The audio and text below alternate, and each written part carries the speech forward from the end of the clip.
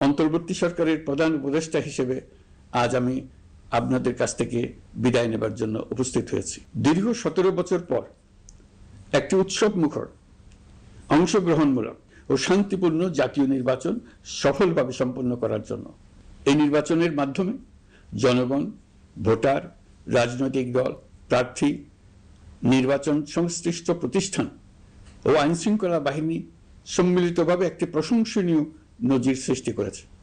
ভবিষ্যতে বাংলাদেশের নির্বাচন কেমন হওয়া উচিত, এই নির্বাচন তার একটি উৎকৃষ্ট উদাহরণ হয়ে থাকবে।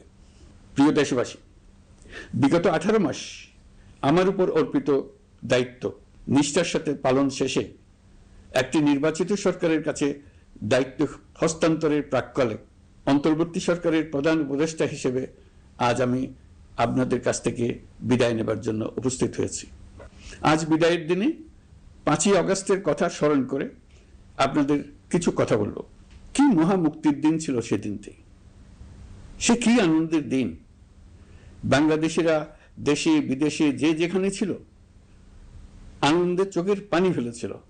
দৈত্যের গ্রাস থেকে তরুণ ছাত্রছাত্রীরা দেশকে বের করে এনেছে। এ গ্রেড ক্লিংকারের কনফিডেন্স সিমেন্ট, বাংলাদেশের হৃদয় জুড়ে। দেশ মুক্ত হয়েছে, কিন্তু দেশ সম্পূর্ণ অচল। এই অচল দেশটিকে কিভাবে সচল করা যাবে সেটা ছিল সবার মনে। অভ্যুত্থানের ছাত্র নেতারা ঠিক করলো দেশকে সচল করার জন্য একটি সরকার লাগবে। সরকার গঠন ও চালাবার জন্য তারা আমাকে খবর দিল। আমি তখন বিদেশে, আমি দায়িত্ব নিতে রাজি না। তারা জাতির প্রতি কর্তব্য পালনের কথা বলে আমাকে রাজি করালো। 18 মাস পর এখন আমার যাওয়ার পালা। আমি আজ আমার কাজ হতে বিদায় নিতে আপনাদের সামনে এসেছি। আমাদের প্রথম কাজ ছিল দেশকে সচল করা। এটি ছিল সবচেয়ে কঠিন কাজ। যারা দেশকে লুটে পুটে খেত তারাই দেশের এই যন্ত্র চালাতো। তাদের একান্ত অনুগত লোকজন নিয়ে অভ্যুত্থানের সঙ্গে সঙ্গে সবাই পালিয়ে গেছে। বড় কর্তা পালিয়েছে, মাঝারি কর্তা পালিয়েছে, অন্যরা ভোল পাল্টিয়েছে অথবা আত্মগোপনে চলে গেছে। কেউ নানা জনের সুপারিশ নিয়ে আসছে, তারা অভ্যুত্থানের গোপন সৈনিক ইত্যাদি। সরকারের ভেতর যারা পালিয়ে যাননি তাদের মধ্যে কাকে বিশ্বাস করবেন, কাকে বিশ্বাস করবেন না, এটি মহাসংকট হয়ে দাঁড়ালো। যতই মৃতদেহের অঙ্গ প্রত্যঙ্গবিহীন দেহের সন্ধান আসছিল ততই তারা চিহ্নিত হচ্ছিল। সেই থেকে 18 মাস চলে গেছে। অবশেষে 12ই ফেব্রুয়ারি আসলো।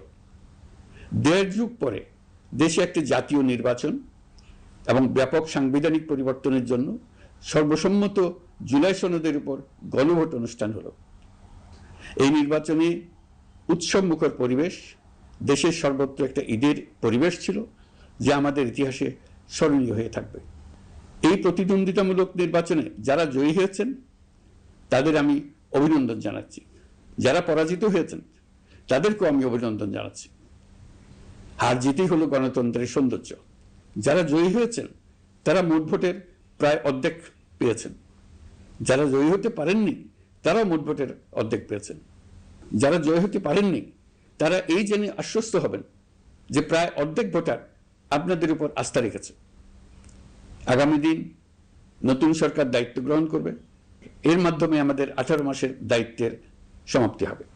24শে জুলাই মাসে বাংলাদেশের মানুষ এক অভূতপূর্ব অভ্যুত্থানের মধ্য দিয়ে তাদের মুক্তি, আকাঙ্ক্ষা ও মর্যাদার দাবি উচ্চারণ করেছিল। সেই সময় দেশ একটি গভীর রাজনৈতিক, অর্থনৈতিক, প্রাতিষ্ঠানিক ও মানবিক সংকটে নিপতিত ছিল। রাষ্ট্রযন্ত্রের উপর মানুষ আস্থা হারিয়ে ফেলেছিল। গণতন্ত্র হয়েছিল ধূলিসাৎ, ভবিষ্যৎ ছিল অনিশ্চিত। ঠিক সেই সংকটময় সময়ে আমাকে আহ্বান জানানো হয়েছিল একটি লক্ষ্য সামনে রেখে বাংলাদেশকে আবার স্বাভাবিক জীবনে ফেরানোর জন্য 3টি দায়িত্ব দেওয়া হয়েছিল: সংস্কার, বিচার এবং নির্বাচন। আমি ও আমার সহকর্মীরা সবাই আমরা সেই অঙ্গীকার রক্ষার চেষ্টা করে গেছি। কোথায় কতটুকু সাফল্য অর্জন করতে পেরেছি, কোথায় ব্যর্থ হয়েছি, সে বিচারের ভার আপনাদের উপর থাকলো। আমাদের প্রচেষ্টায় কোনো ঘাটতি ছিল না। আমরা মানবতা বিরোধী অপরাধ, দুর্নীতি ও অনিয়মের বিচার প্রক্রিয়াকে রাজনীতি ও প্রতিশোধের ঊর্ধ্বে রেখেছি। আমরা ভঙ্গুর প্রতিষ্ঠানগুলোর প্রশাসনিক, বাণিজ্যিক, আর্থিক সংস্কারে হাত দিয়েছি, যাতে ভবিষ্যতে কোনো সরকার জনগণের ইচ্ছার বিরুদ্ধে নিজেকে স্থাপন করতে না পারে।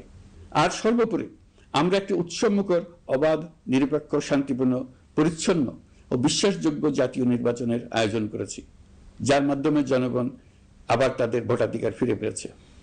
এই নির্বাচন কেবল একটা ক্ষমতা হস্তান্তরের প্রক্রিয়া নয়, এটি বাংলাদেশের গণতান্ত্রিক ব্যবস্থার নতুন অভিযাত্রার সূচনা, নতুন বাংলাদেশের জন্ম। এই অর্জনের পেছনে যারা ছিলেন, জুলাইয়ে রাস্তায় নেমে আসা প্রতিবাদকারী তরুণ তরুণীরা, সেই সাহসী মানুষগুলো, শহীদ ও আহতরা, তাদের প্রতি আমি গভীর শ্রদ্ধা ও কৃতজ্ঞতা জানাচ্ছি। তাদের অভূতপূর্ব ত্যাগ ছাড়া এই পরিবর্তন সম্ভব হতো না। এই প্রক্রিয়া সফল করতে দেশের আবালবৃদ্ধ বনিতা সকলেই সহযোগিতা করেছেন। প্রাতিষ্ঠানিক দিক থেকে দেশের রাজনৈতিক দলসমূহ, নির্বাচন কমিশন, সকল আইনশৃঙ্খলা বাহিনী, সশস্ত্র বাহিনী, সরকারি কর্মকর্তা কর্মচারী ও প্রশাসনের প্রতিটি স্তরের সদস্যরা আন্তরিক সহযোগিতা করেছেন। আপনাদের প্রতি আমার আন্তরিক কৃতজ্ঞতা রইল। আপনাদের ধৈর্য, পেশাদারিত্ব ও আস্থার উপর ভর করেই এই পথ চলা সম্ভব হয়েছে।